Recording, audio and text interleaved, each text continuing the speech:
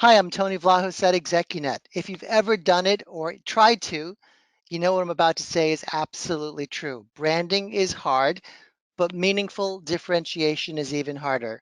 My guest today understands a great deal about this subject. Kimberly Watts is a highly accomplished marketer with extensive experience working strategically with many well-known global brands, particularly in the consumer products industry. She has a knack for developing and executing compelling brand foundational tools, brand strategies, and innovation pipelines that support a meaningful and differentiated brand positioning for her clients. And I'm thrilled to welcome her today. Kimberly, thank you for joining me. Thank you for having me. Wonderful. So let's jump right into it. Meaningfully differentiated. What does that mean relative to a brand? Sure. So what I've noticed with a lot of the clients that I've worked for, they think that branding is just really getting their business across and well known to their customers. And while that's important, it is so much more important to ensure that you stand out amongst a full pool of competitors. And in doing that, you really, when your customers have a choice, you want it to be really, really clear why they should choose you. And so there's two things that need to happen. A, you need to stand out, which is clearly important. But standing out is not the only thing. You've got to stand for something that really means something to your customers. And so it's really marrying the two critical things that will allow you to build a meaningful brand is to ensure that you're standing for something amongst your competitors in your category that will resonate and mean something to your customers. Of course, it sounds a whole lot easier than what it is, and so there's a lot that goes into doing it. But ultimately, every company should ask themselves, why would a customer choose us? And make sure it's not the same thing that everyone in your category would say. And then when you say they choose us because of X reason, ask yourself, does that matter? Does it truly matter to the customer? And if it does, then you're on the right track. Oh, great answer. You work with tons of executives, senior executives. Do you find, Kimberly, that they are apt to confuse the idea of marketing with the idea of branding, and explain the difference for us as you would today? Yeah, oh, absolutely. So first of all, what I've noticed is my background is again marketing within consumer products, and I have learned that in doing that, my definition is so much different than what I've heard of come to interact with. A lot of times when people think of marketing, they're really thinking communication or advertising or one of the pieces of a very big and broad bubble of what I would say branding is, because branding is so much more. I also want to say what's really different is I think lots of companies misinterpret branding as just a marketing function, when true branding, while it may be developed within the marketing team, it is, in order for it to be successful, it needs to be understood, adapted, and executed by every function within an organization. Mm-hmm. So a key difference is, while marketing can take on pieces of, again, this really broad or big bubble of branding, branding starts with understanding who it is you're talking to. So understanding a target is pretty critical. And there's a lot that goes into that with research and hopefully becoming intimate and maybe even anticipating their needs one day. Once you understand who they are and what they want, that'll give you insights into what products and solutions and innovation down the road. Then also understanding, okay, if this is what they're asking for, understanding what is happening in the market and, again, the landscape of the competitors, to say, okay, well, how will we stand out in this pool of other great solutions? And so it's not just understanding who you're going after, but what do you stand for? And then, of course, how do you then convey that and communicate that? So there's a lot in those three buckets, but branding really encompasses all the way from inception of what the products deliver, who it is you're talking to, all the way at the end of the day. Really good branding impacts your engineering department, customer service, the grounds people in certain Sure. cases. Everyone should understand what it is the company is standing for, and working together to deliver that consistently to the customers. Pretty critical. Oh, what It, a powerful answer. Keep going. I was just going to say what's really interesting is, Tony, I've really been to sat down with clients, and in my initial meeting, I'll simply ask, okay, what are you known for? And they're stumped. And I said, well, what we've got to get to a place that when we ask that question, we'll say, here's what we want to be known for. And everyone inside of the organization is saying that same thing. And then you know you're successful when, of course, you're consistently talking about it, repetitiously saying it.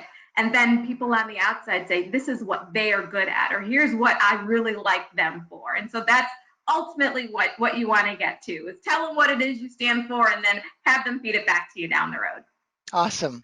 So in working with clients, what are some of the, I'll call them common mistakes that they make when they are thinking about or in fact branding or rebranding themselves? One thing that I often hear, for example, is, "Oh, I guess I need a new logo." And that's kind of where the conversation often ends. So why don't you That's fill us in on what are some of those missteps that they make?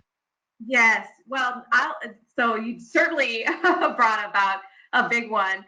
And just tapping in on that is only starting at the end on what it looks like, but there should be meaning behind that, right? Just because it's beautiful or eye-catching is one thing, but what is it saying about who it is at your core, or what is it that your foundation is built, your company, what foundation is your company built upon? And so really bringing meaning. So I think that's a good one. But one of the biggest mistakes that I've noticed and have consistently challenged my clients to deal with is, with branding, what you'd be surprised at is they want to be, of course, attractive and relevant to everybody.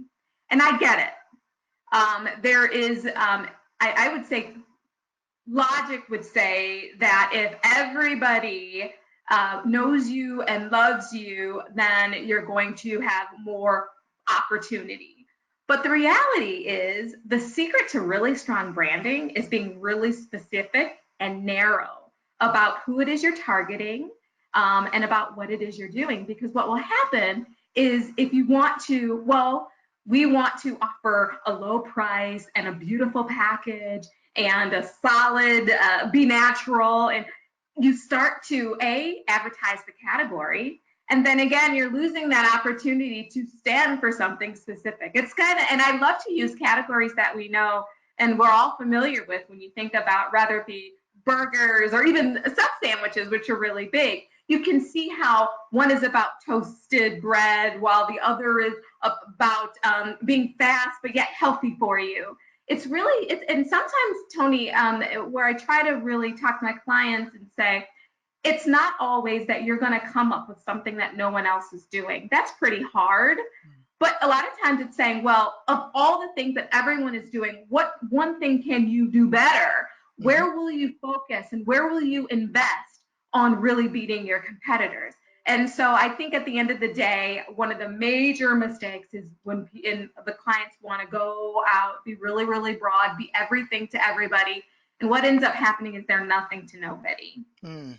So well said. So Kimberly, if we were to restate so many of the amazing things you've just shared into a quick list of tips and tricks, things that you need to consider as you are developing a meaningful and meaningfully differentiated brand, what would be top of your list? Just a few things. Oh, sure. Thank you. Well, I think it's always important to understand your landscape. So having clear knowledge of what is happening in the industry, in the market, and of course, amongst your competitive set. Really, really important. Within that, also understanding your target. So, as I go back, I have been trained to look at what we call the 5 C's. Okay. So I've already talked about, the category, understanding the category, to the consumer or the end user. When we start to think about a target, there's lots of people out there, but understanding what is the group that pairs up nicely with your core competence? Certainly you can't, and it's going to be difficult to try to tap into, a competitor that's doing something really, really well. You don't want to always try to jump on that bandwagon, but look internally at what is your organization's core competence and how can you yourself pair that up nicely with what consumers are asking for. And it's so critical to really become intimate with their needs and what I would call PUDs. I call them problems, unmet needs, and desires. So what is it that they're looking for, or what's missing in their lives, or what truly delights them? And so those are opportunities that'll help you gauge how to talk to them, and then of course what new solutions and products to offer them. Once you've done that and really truly understand who your target is, and that's a long process, and done correctly, it's also pretty critical to then, of course, if you understand what their PUDs, problem, unmet needs, and desires are, how can you promise something that will resonate with them? And that's when we start to form that meaningful point of difference, because you've already looked at what's out there, you've looked at what your competitors are doing, you've looked at what's happening in the industry, micro and mega trends, but then you've also taken that time to understand your consumer or the end user / customer.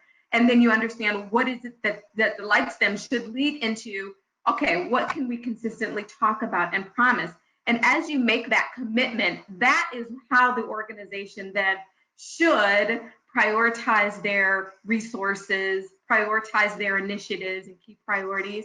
Sometimes, it will mean, we'll take a pass on that. Yeah, our competitor may be making strides in this particular area, but let's stay the course, because here's how we're going to be known again for something different. And then that'll really hopefully land on a solid positioning statement where you go through, to this target, here's what we're offering, how, so that reason to believe, to make sure that, all of your products really do deliver. And so there's testing to substantiate that, whether it be, a blind taste test or a very technical test. There are ways you've got to make sure that you are living up to that over time and keep those benchmarks in place. So if you think about it, the way that I've answered the question really does pair up real nicely to where we started, and that is understand who are you going after, what are you promising, and how do you truly deliver and communicate that? Right. Oh, terrific. Because I'm sure our viewers are wondering, how do I work with Kimberly? I'm going to ask that question. How does somebody get to work with you? And I'm sure it's just what you said. It's just this approach that delivers a meaningfully differentiated brand to the market, which is what we all want. How do we work with you? Yes, yes. So typically what happens is we would do a free consultation just to understand the landscape, or where, how developed and informed, or where they are on that path of branding. Some of our clients, this is all very new. And then in some cases they've gone through the process, but very little success. So it's more about tweaking and fine tuning or sharpening the pencil, so to speak, to get it where it needs to be to truly resonate and deliver the volumes that is expected. But in any case, what we would do is sit down, do an assessment, and then follow up with some detailed questions that would lead to a proposal that then the client can look and see, we'll be really clear about, here are the deliverables, the timelines, and the outputs that can be expected. And at the end of the day, what we're going after is making sure that an organization is really clear about their brand foundational tools.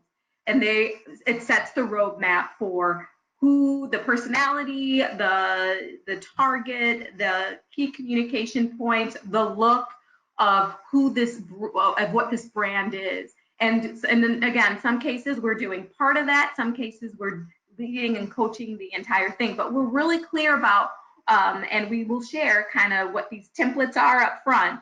But when we are done working with the client, we leave them with very solid guidelines and pathways to a solid brand. Terrific. Well, Kimberly, thank you. This was an eye-opener, I'm sure, for many senior level people who are struggling with those fundamental questions of how do we set ourselves apart in a highly competitive market. And you've given us great insight on how to do that. And everyone who's viewing will get access to not just a link where you can sign up to learn more from Kimberly, but more great content. So thank you very much. And I'll be talking to you soon. Sounds good. Okay, bye for now.